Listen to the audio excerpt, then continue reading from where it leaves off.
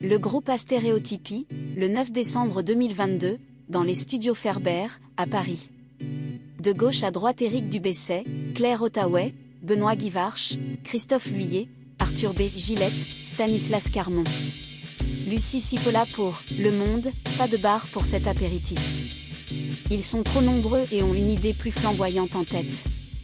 Rendez-vous plutôt dans les mythiques ateliers Ferber du 20e arrondissement de Paris. Ces studios d'enregistrement ont accueilli, entre autres, Gainsbourg, Bashung, Delpech, Louise Attaque. Et donc, en cette soirée début décembre, plus la moitié du collectif à stéréotypie, qui compte, selon les tourments la vie, une dizaine membres. Il y a d'abord Stanislas Carmon et Claire Ottaway, deux auteurs-compositeurs-interprètes aux voix reconnaissables entre mille. Ils sont accompagnés de Christophe Lhuillier guitare, Éric Dubesset à la batterie, Arthur B. Gillette basse et Benoît Guivarch au clavier. Ces derniers ont ramené bière, des chips et soda.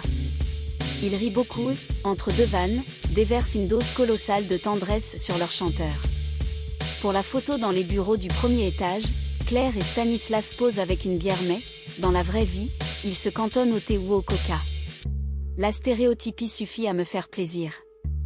Je n'ai pas besoin d'alcool, résume la chanteuse, à qui l'on doit le titre phare de leur dernier album, Aucun mec ne ressemble à Brad Pitt dans la Drôme, sorti en avril 2022.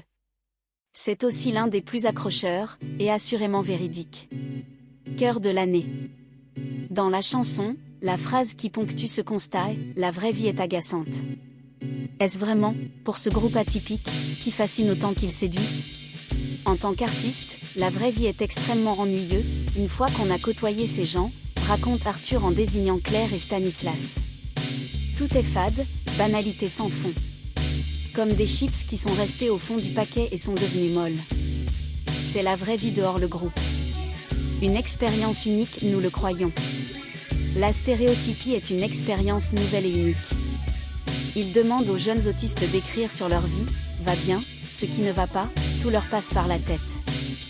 Christophe, rejoint par Benoît, compose bientôt de petits arrangements musicaux pour les accompagner.